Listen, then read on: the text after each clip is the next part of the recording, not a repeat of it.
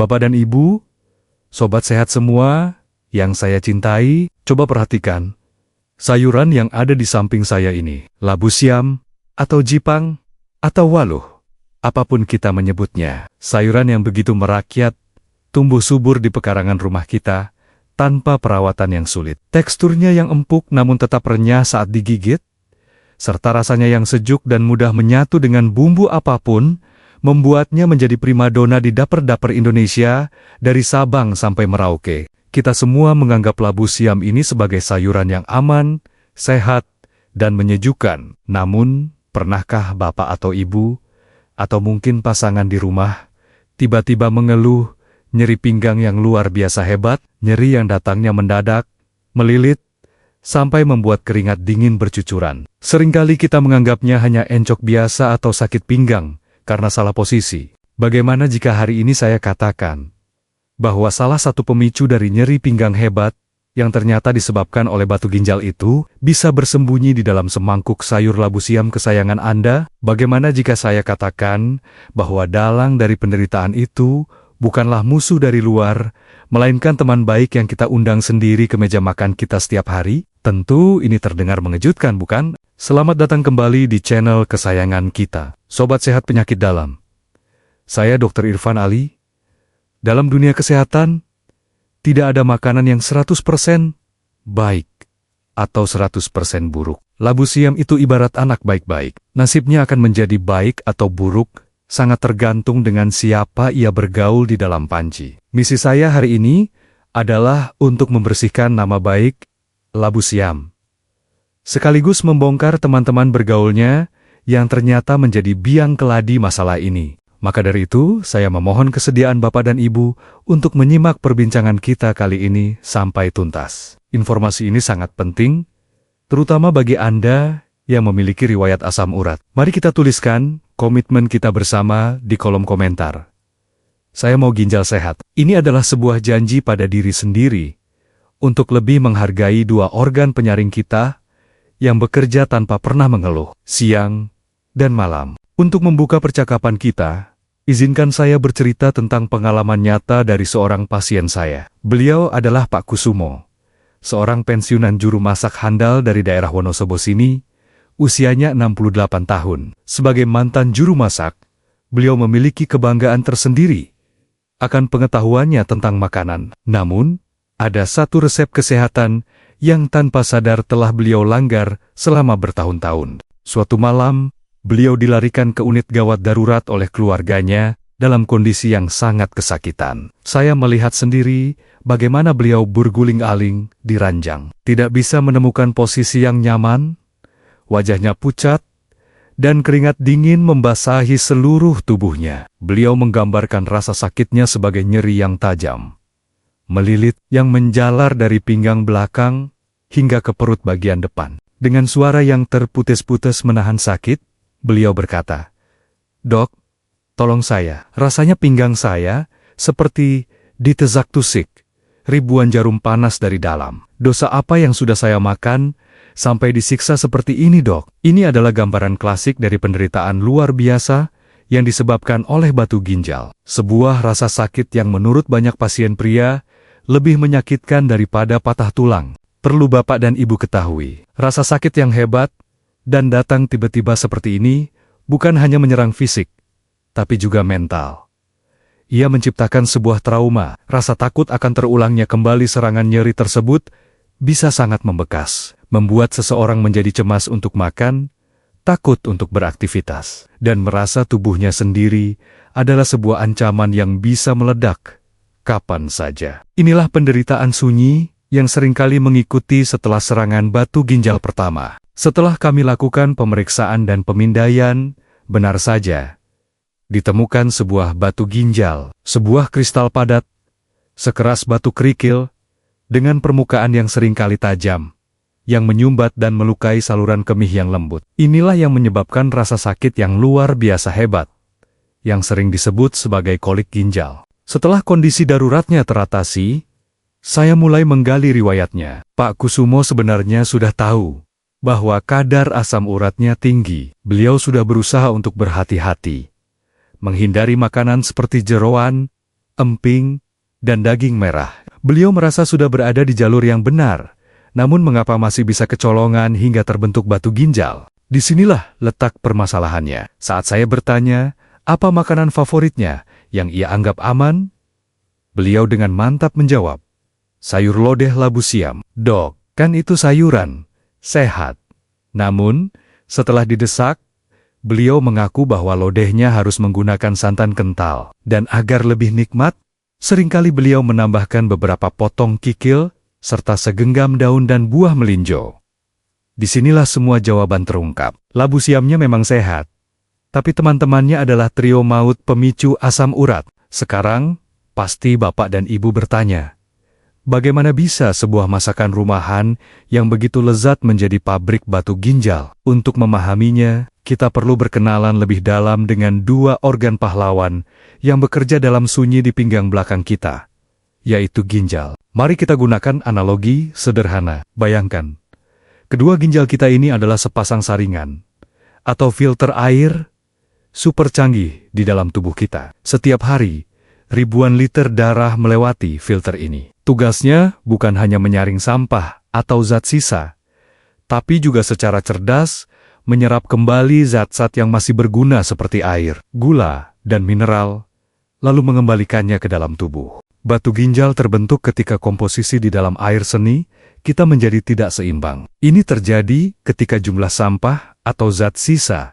seperti asam urat menjadi terlalu banyak, sementara jumlah air pembilas atau air seni kita terlalu sedikit. Akibatnya, zat-zat sisa ini tidak bisa larut dengan sempurna lagi, mencapai titik jenuh. Bayangkan seperti sungai yang alirannya melambat dan airnya sedikit. Sampah-sampah yang seharusnya terbawa arus deras hingga ke laut kandung kemih, malah menumpuk dan mengendap di tikungan sungai ginjal. Lama-kelamaan, tumpukan sampah itu mengeras, menyatu, dan menjadi sebuah pulau batu yang menyumbat aliran sungai. Dua jenis sampah yang paling sering menjadi biang keladi batu ginjal di Indonesia adalah asam urat dan kalsium oksalat. Asam urat berasal dari pemecahan zat bernama purin. Jika kita makan makanan tinggi purin, pabrik pengolahan asam urat kita menjadi kebanjiran, dan produknya meluap ke dalam darah dan ginjal, siap untuk mengendap. Lalu, mungkin ada yang bertanya, Dok, apakah labu siam itu sendiri mengandung banyak purin atau oksalat? Ini pertanyaan yang sangat penting, dan jawabannya akan melegakan kita semua. Jawabannya adalah tidak. Labu siam justru termasuk dalam kategori sayuran dengan kandungan purin dan oksalat yang sangat rendah. Inilah bukti terkuat bahwa bukan labu siamnya yang menjadi masalah, melainkan bahan-bahan lain yang kita campurkan ke dalamnya. Jadi, kesehatan ginjal kita adalah sebuah permainan keseimbangan atau neraca keuangan yang terjadi setiap hari. Kita harus selalu memastikan bahwa pemasukan sampah tidak lebih besar dari kemampuan pengeluaran yang sangat bergantung pada cukup atau tidaknya asupan air putih kita sebagai sang pembilas utama. Labu siam sendiri sebenarnya adalah sayuran yang sangat ramah bagi ginjal. Namun, ia seringkali menjadi kendaraan atau tumpangan bagi bahan-bahan lain yang berbahaya saat dimasak.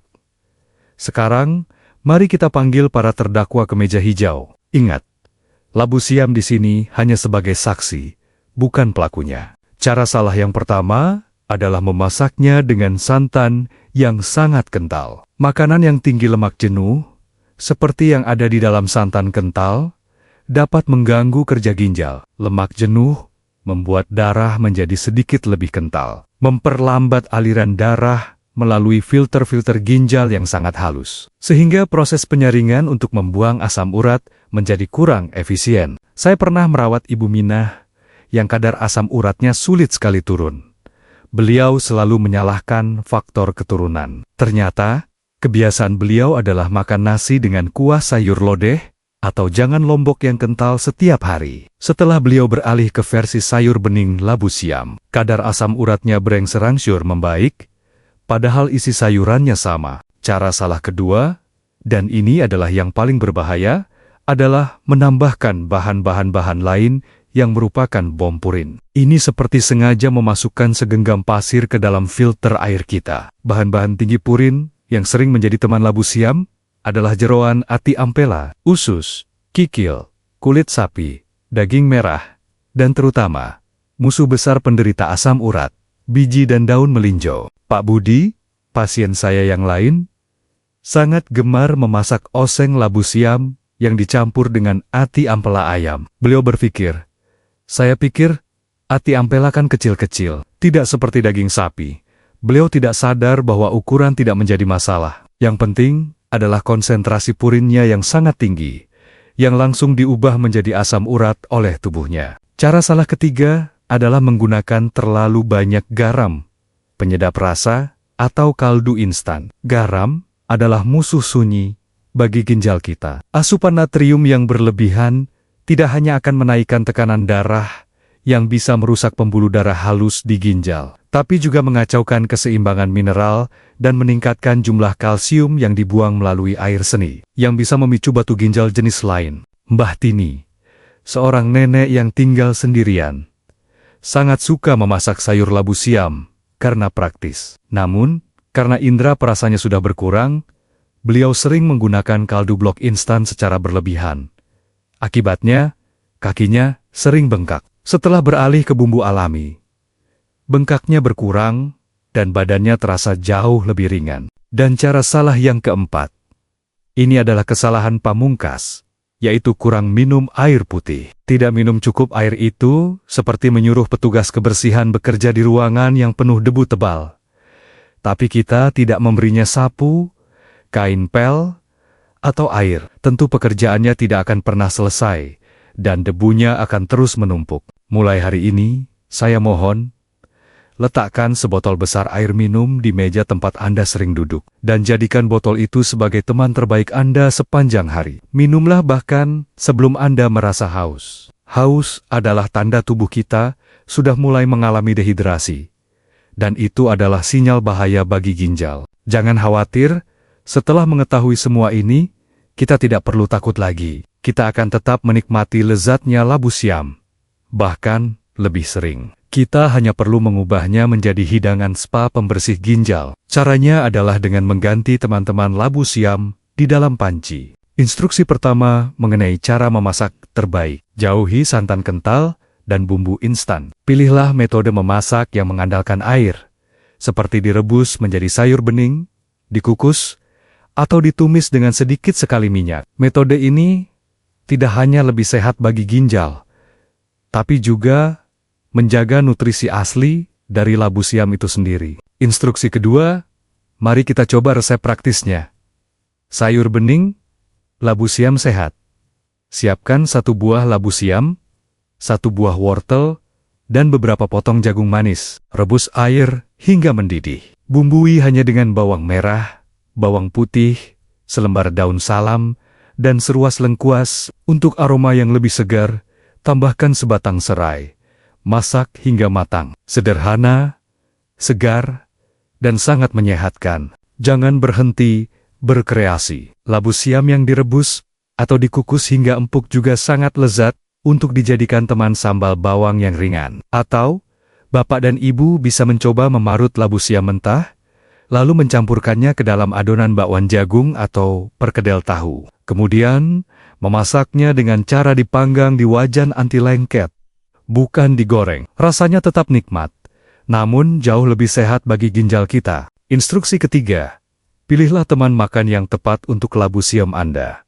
Jika ingin menambahkan protein, pilihlah sumber protein yang rendah purin. Teman terbaik bagi labu siam adalah tahu, tempe, telur, atau daging ayam bagian dada. Protein dari chicken cekongen ini jauh lebih aman bagi ginjal kita dibandingkan protein dari daging merah atau jeroan. Analogi positifnya adalah seperti ini. Memasak labu siam dengan benar itu seperti menciptakan sebuah sungai yang jernih dan mengalir lancar di dalam tubuh kita. Labu siam dan airnya adalah aliran sungainya yang sejuk. Jangan pernah kita kotori sungai itu dengan limbah industri berupa santan kental, garam berlebih, dan purin tinggi. Jadikanlah piring makan Anda sebuah ekosistem yang seimbang. Tentu akan ada yang menolak, seperti Pak Kusumo, pasien saya tadi, yang awalnya mengeluh tidak gurih sama sekali dok, kalau sayur tidak pakai santan.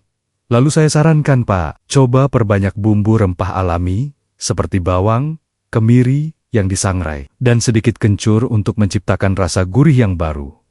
Kini, beliau berkata, lidah saya seperti belajar ulang, dan sekarang lebih menikmati rasa asli sayuran yang segar. Sebab, jika diolah dengan cara yang benar, dengan membebaskannya dari tmunmen yang buruk, kita membiarkan karakter asli labu siam yang menyehatkan untuk bersinar. Ia adalah sebuah gudang manfaat yang luar biasa bagi kita, para lansia. Manfaat tambahan pertama adalah membantu mengontrol tekanan darah. Kedua, ia sangat baik untuk kesehatan pencernaan kita karena kaya akan serat. Ketiga, karena sangat rendah kalori, ia sangat bagus untuk membantu menjaga berat badan ideal. Keempat, ia adalah sumber folat yang sangat baik untuk mencegah anemia. Dan kelima, tentu saja, ia mengandung berbagai antioksidan seperti vitamin C untuk melawan radikal bebas. Dukungan ilmiah pun ada. Penelitian dari Universitas Veracruz di Meksiko menunjukkan bahwa ekstrak labu siam memiliki sifat diuretik ringan. Sifat diuretik ini adalah mekanisme alami tubuh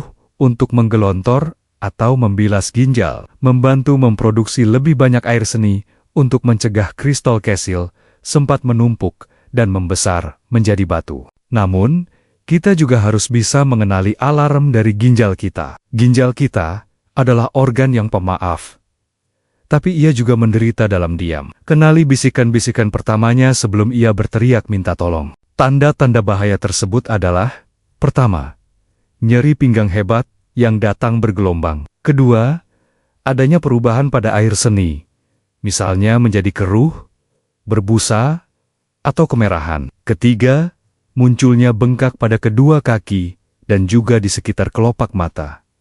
Keempat, rasa lelah yang ekstrem dan kulit pucat. Dan kelima, tekanan darah tinggi yang sulit sekali dikontrol. Gejala tanda ini adalah cara ginjal kita berkata, "Saya sedang dalam masalah, tolong periksakan saya." Oleh karena itu, saya tidak akan pernah bosan mengingatkan pentingnya pemeriksaan kesehatan rutin, minimal setahun sekali.